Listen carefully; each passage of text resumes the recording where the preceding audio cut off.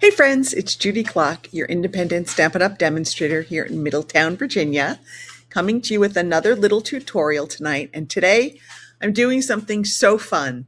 I love to take everyday objects and use them to create unique backgrounds for my cards or my scrapbook pages.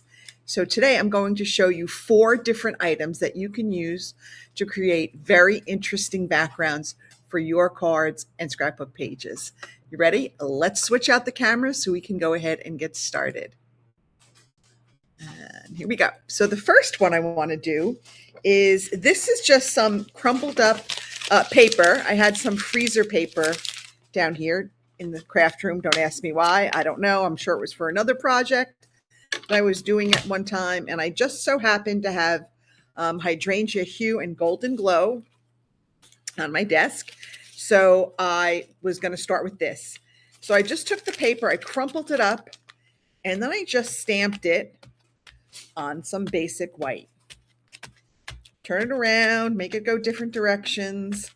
Put on as much as you want or as little as you want.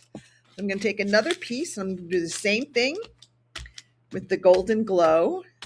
And the beauty of this is you will get a different look every single time you do this. So that is it for my piece. I just took, again, some crumpled up paper and dabbed it on my ink pads and then put it on my basic white. And this is what I got when I did it the first time. So it was a little bit, I guess, a smaller crumble, but I used it for a card. And then that was it. That was all I had to do. And I just used a little focal point and a small sentiment. And that was card number 1, just using some crumbled up paper. The next one is also really fun and really easy. I threw some rubber bands on a block. I'm going to get rid of my crumpled up paper. And now I'm just going to dab them on my ink pad and stamp them on my paper. I just love doing techniques like this. I think it gives an interesting look, and it's just kind of a low-cost alternative to give you some different ideas. And I'm going to flip it over and I'm going to use the rubber bands on the other side, and we're going to do the same thing with our golden glow. So that is our second background technique, just using some rubber bands on a clear block. And there is a finished card using it. And like I said, you will get a different look every single time you try these different techniques. And these are the new Wild Bunch stamp set. How cute is that little penguin? All right. This one, I don't think you're going to believe it because I didn't believe it. But I took a potato masher and I just did the same thing. I just dabbed it on my ink pad and then just stamped it on my paper, turning it all different ways.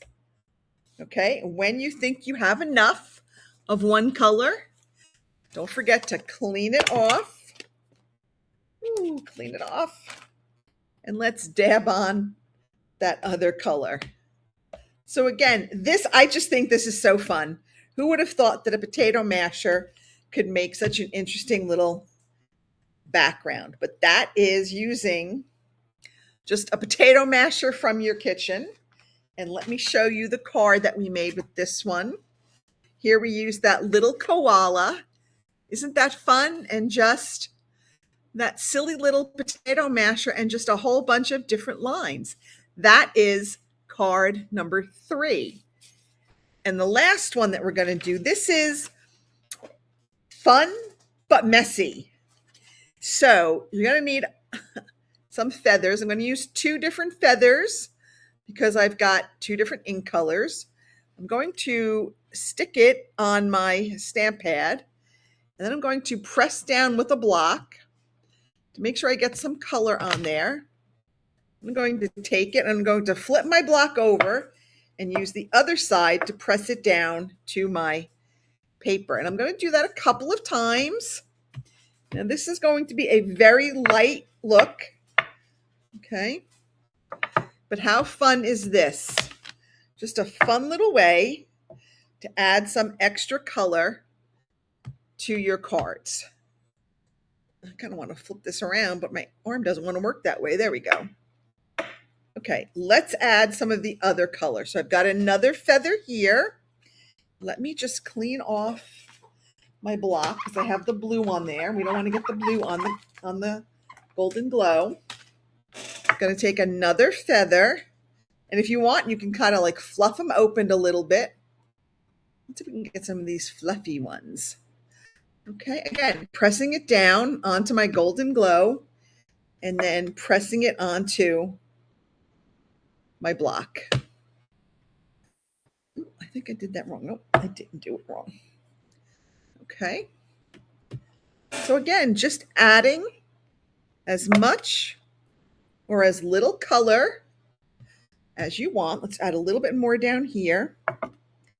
And then we're going to call this one done. So now there is our fourth technique.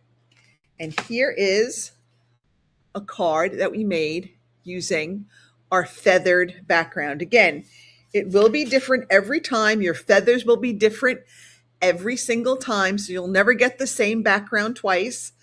So if perfection is your thing, this is probably not the technique for you. Can get a little tiny bit messy. Let me take off that feather. Let me just close these up and I'll recap with all 4 cards for you. Again, this is going to be a very, very short video, but we did our feathers.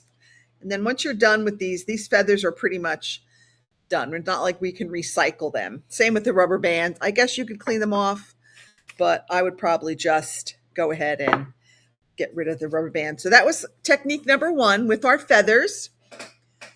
Technique number 2, we went into the kitchen and we took our potato masher and we created some lines on a background to create another card. Technique number 2 was our rubber bands on our block. And then for the first one I showed you was crumpled up paper. It could be wax paper, it could be butcher paper, I wouldn't do newspaper because the black from the print might get on there. I wouldn't do anything that has printing on it, but white printer paper, any kind of clean paper that doesn't have any pre-existing printing or coloring on it is perfect. For this one, I had freezer paper down here, so I grabbed that, I crumpled it up, and I just dabbed it on my ink pads and then stamped it on my paper. So really, that's it for tonight. It's short, sweet, but you can see you've got 4 very different backgrounds. I kept it to the same 2 colors. And those are the things that I like to experiment with sometimes, is just trying different things that I might have sitting around my craft room or sitting around the house and playing with it and seeing what I can come up with.